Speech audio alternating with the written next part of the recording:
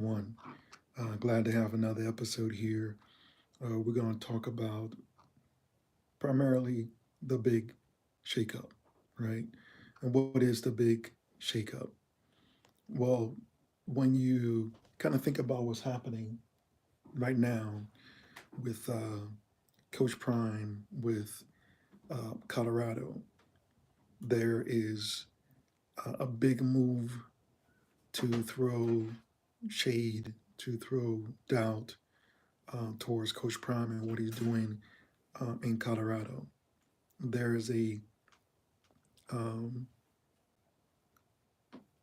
there's a situation where it's important for us who are CU Buff fans, supporter of Coach Prime, to be aware of what's happening, right? So when you kind of think about all gates have two purposes, right? One of it is to protect whatever is behind the gate, and the other is to keep you out if you don't have access to be in the gates, right? So when Coach Prime was at Jackson State and everything was status quo and the same old, the one thing that FBS didn't have to worry about was what was happening behind the gates.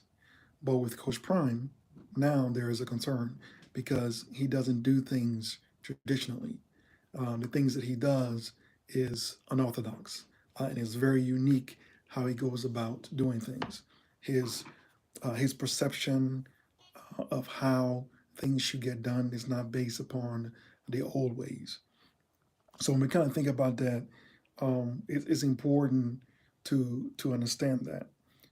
Now that Coach Prime is on this side of the gate, some are nervous, right?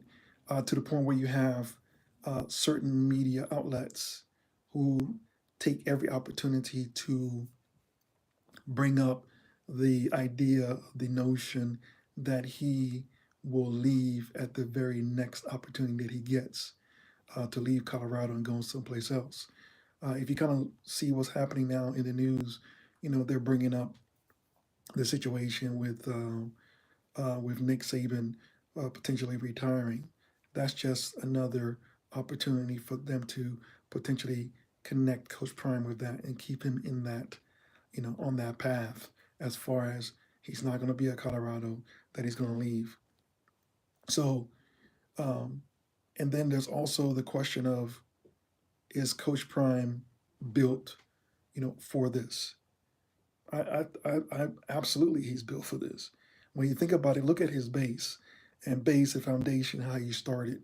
He was teaching, he coached Pee Wee Pee Wee football, moved from there to middle school, moved from there to high school. Then he went to FCS at Jackson State. Now he's at Colorado.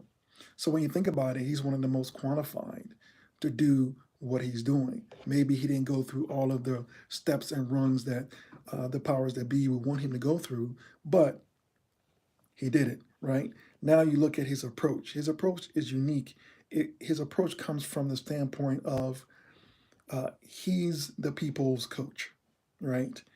He's the player's coach, and he knows how to reach these young men in a way that they understand their value and that they want to do something bigger, beyond the field. The field is just it's a springboard for them. The game is a springboard for them. This is why he's very careful about the players that he brings in to Colorado. Then you look at his instinct. He has a very good instinct about players, about people, about working with people and dealing with people on a day-to-day basis. So it's very important that when we support, that we support in such a way with understanding what's happening behind the scenes, but then also what's happening in front of us. So when you think about this situation with Coach Kelly moving on to Auburn, uh, clearly they had a conversation a while back. This is not something that's just all of a sudden out of the blue. We are just hearing about it. So The gloom and doom. No, Coach Kelly, great guy, great coach, right? It is a loss, but it's also an opportunity for someone else to kind of step up. It's an opportunity to see how uh, Colorado continues to thrive and grow, and Coach Kelly can move forward and thrive and go where he's going in Auburn. So it's important that we kind of support what he's doing, but then also stay grounded and rooted in understanding that what we're doing here in Colorado is going to continue to move forward. And it's not throwing shade at anyone. It's just, it is what it is. So now let's talk about Nick Scourton. So Nick Scourton is a top rated edge rusher coming out of Purdue. He's 6'4", 280 pounds. Was the leading sack, the sack leader coming out of the ACC. So what's important is that his he just canceled his trip to Louisville. Now, why is this important? Because Louisville, he was scheduled to visit Louisville on January 4th. This is important because Louisville is now coached by his former Louisville head coach was his former coach at Purdue. So the coach that recruited him was at Purdue, but now that coach is at Louisville. So when you think about it, that was one of the teams that had a great insight and a great opportunity to pick him up, but he canceled that that visitation, that visit that he was going to take to Louisville. That makes it very good for us, puts us in a good position for us, Colorado, to pick him up. So when you kind of think about, the big shakeup in 2024, um, Coach Prime has done a great job in kind of building and rebuilding the offensive line. The defensive line is building up as well. We now see that with the caliber of uh, offensive linemen that we have. I ran through some of the numbers. It's kind of funny, kind of interesting.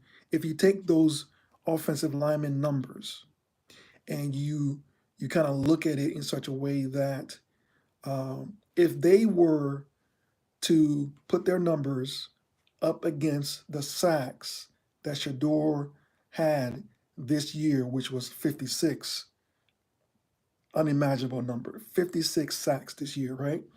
So now if you take the numbers and the stats from the incoming linemen, it would take them 11.2 years to give up the same amount of sacks that was given up this year, 56.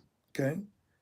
If the linemen that are coming in now was part of our offense in 2023, it would have taken them 11.2 years to get the sacks that Shador took in 2023. It's amazing and it's miraculous that he lasted as long as he did this season. But rest assured that that situation has been fixed and going in 2024, this is going to be a very exciting year. So when you kind of think about it, this is the first year, excuse me, this is the first day of 2024. And it's the first day and your first 3rd and 1. So what are you going to do with your 3rd and 1 today? Are you going to run? Are you going to pass? Are you going to, take an option? But whatever you decide to do, uh, it's important that the decisions that you make, right, is one based upon you understanding you're doing the best that you can do and you're doing what you need to do for you right now in 2024. Because this is what's happening in Colorado. The players, they're going beast mode. They're getting ready. They're working out. They're starting to kind of get things together. They're getting the game plan together. So now in 2024, it's time to get your game plan together.